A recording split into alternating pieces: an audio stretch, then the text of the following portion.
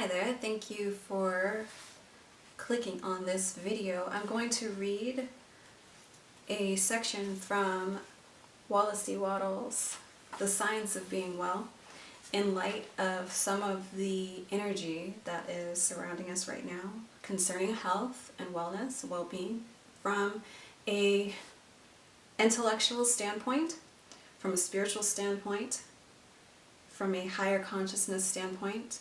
This may be beneficial for you because some people don't know exactly what to do right now. In the last video, if you didn't get a chance to see that, I recommend eating some red foods, fruits and vegetables, wearing the color red or any earth tones to help ground if you are able to go outside and have your body, your feet touch the earth. Grounding is very important right now. Do it with intention. Or if you just want to eat some things that have the color of the chakras, also green, like salads and leafy greens, to heal the heart of the public right now. Because people are displaying a lot of scarcity mindset, fear,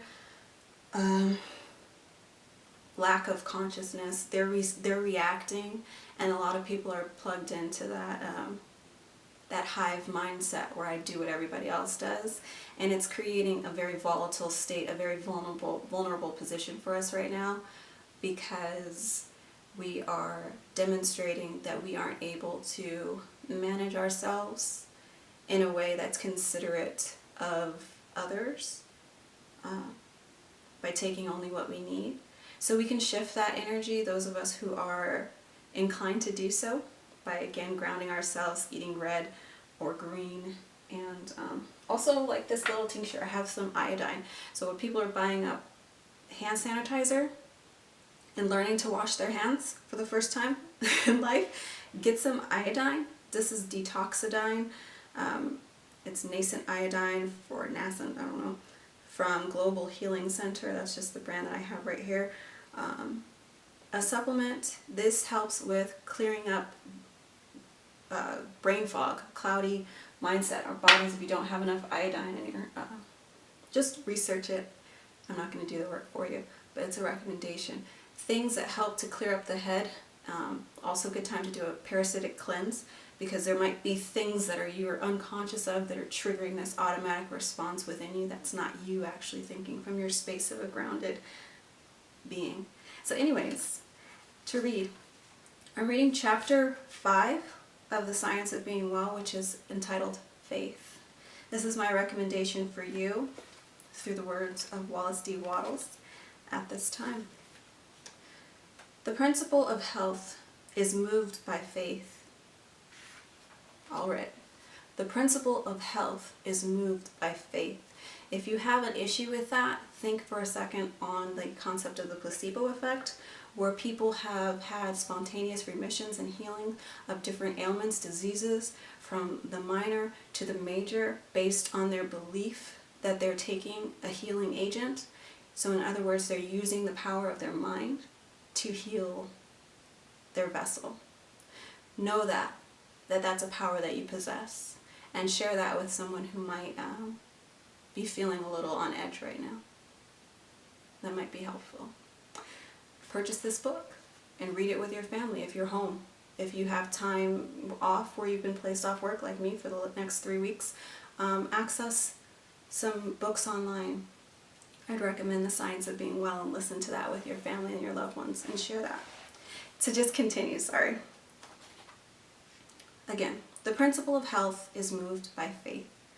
Nothing else can call it into action, and only faith can enable you to relate yourself to health and sever your relation with disease in your thoughts. You will continue to think of disease unless you have faith in health. If you do not have faith in health, you will doubt. If you doubt, you will fear. And if you fear, you will relate yourself in mind to that which you fear. If you fear disease, you will think of yourself in connection with disease, and that will produce within yourself the form and motions of disease. Just as original substance creates from itself the forms of its thoughts, so your mind-body, which is original substance, takes the form and motion of whatever you think about. If you fear disease, dread disease, have doubts about your safety from disease, or if you even contemplate disease, you will connect yourself with it and create its forms and motions within you. Let me enlarge somewhat upon this point. The potency or creative power of a thought is given to it by the faith that is in it. Thoughts which contain no faith create no forms. And just to pause here, because in the last video I know I was making light of the whole toilet paper fiasco because it's very absurd and very bizarre for me to wrap my head around the fact that I just had to track down toilet paper. But in truth, if we believe the numbers, if we acknowledge the numbers and the possibility that, I have to choose my words very carefully because I don't discount the fact that there are those who have suffered. I don't discount the fact that an awareness is being called for, and I don't want to make light of the fact that there have been valuable lives that have been lost. But this is important because of that. So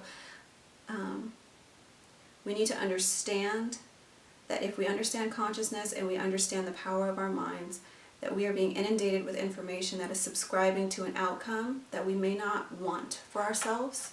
So it's very important for those of us who are aware of what we can do. It's important for those messages to be heard as well, for us to do what we can as well, to take our conscious steps as well. And again, learning how to take control of your mind and your psyche, it always comes back to that because we're the birthers of our reality, correct? So if we're ascribing to, then we're not creating. So don't, especially now, surrender your power to create.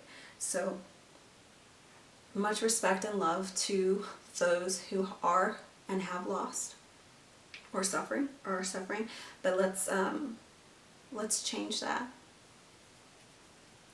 by paying better attention to what we can do. Our circle of influence,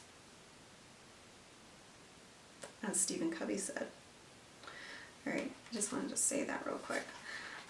Continuing on, the formless substance which knows all truth and therefore thinks only truth has perfect faith in every thought because it thinks only truth, and so all its thoughts create.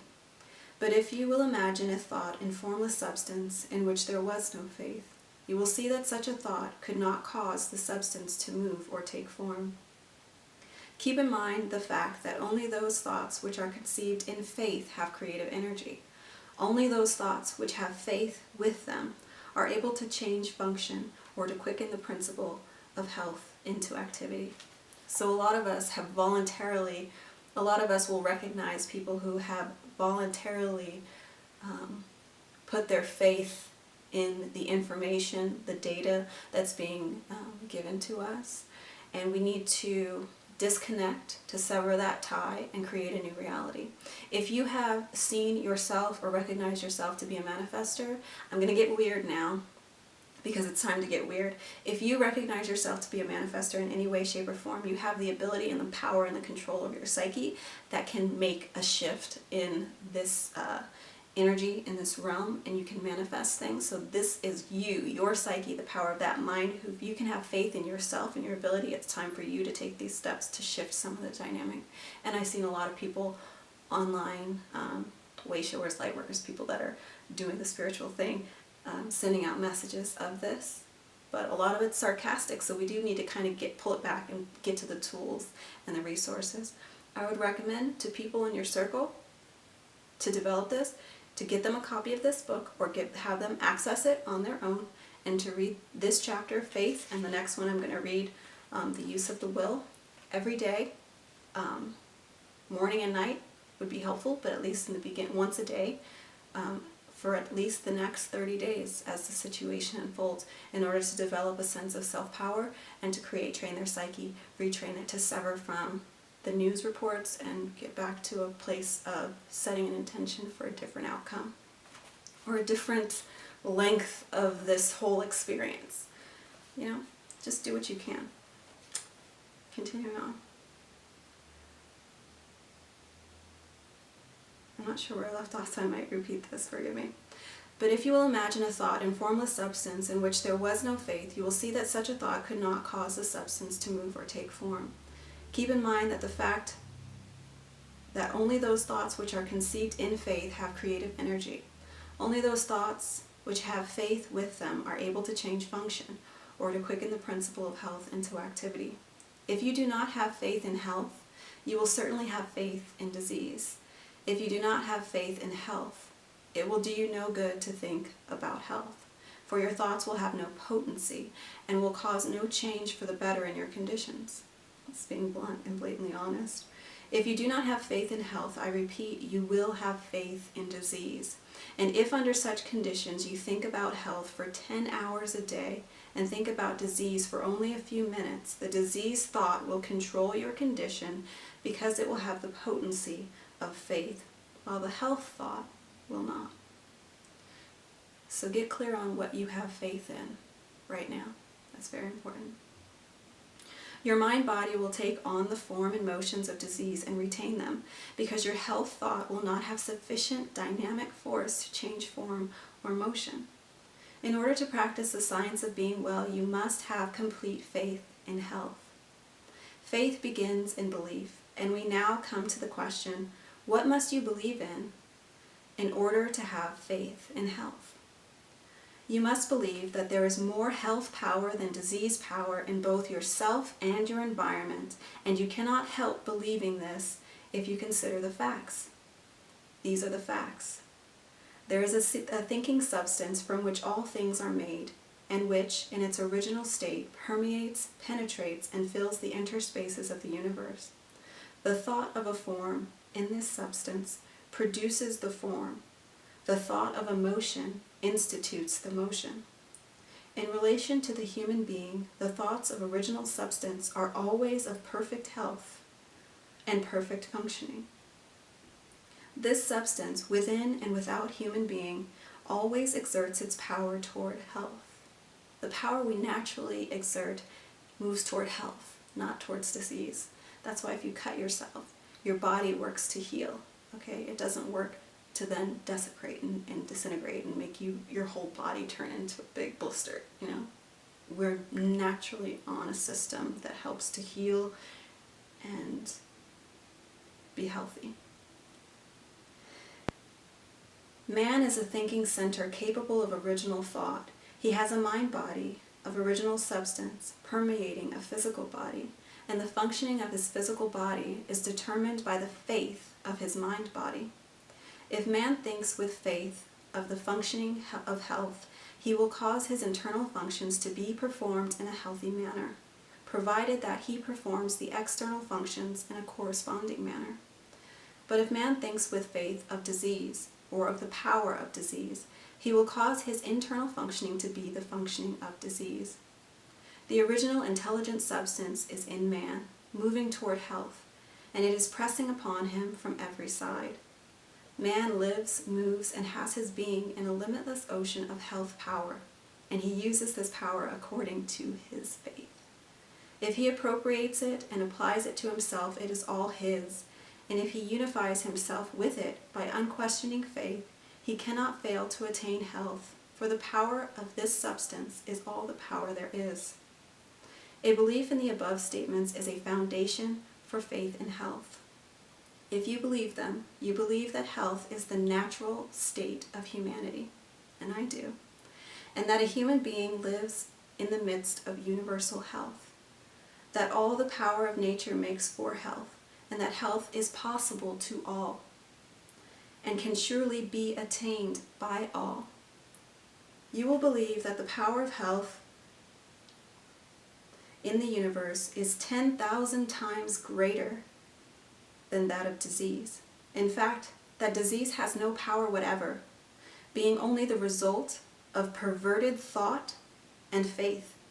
And if you believe that health is possible to you, and that it may surely be attained by you, and that you know exactly what to do in order to attain it? You will have faith in health. You will have this faith and knowledge if you read this book through with care and determine to believe in and practice its teachings. It is not merely the possession of faith, but the personal application of faith which works healing. You must claim health in the beginning and form a conception of health, and as far as may be of yourself as a... Let me read that again. You must claim health in the beginning and form a conception of health, and as far as may be of yourself as a perfectly healthy person. Well, the sentence doesn't make sense. It's not me, sorry. And then by faith you must claim that you are realizing this conception. Do not assert with faith that you are going to get well. Assert with faith that you are well. That's another thing we can do.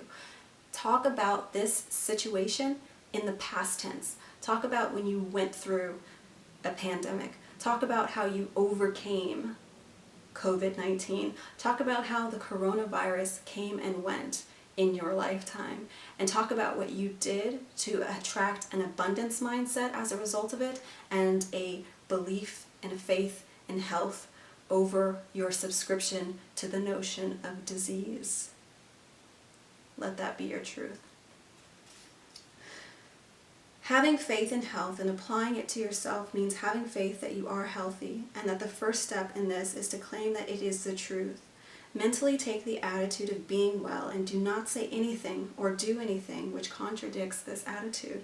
Never speak a word or assume a physical attitude which does not harmonize with the claim, I am perfectly well. When you walk, go with a brisk step and with your chest thrown out and your head held up. Watch that at all times your physical actions and attitudes are those of a healthy person.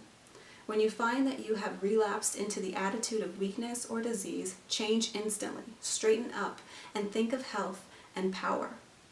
Refuse to consider yourself as other than a perfectly healthy person.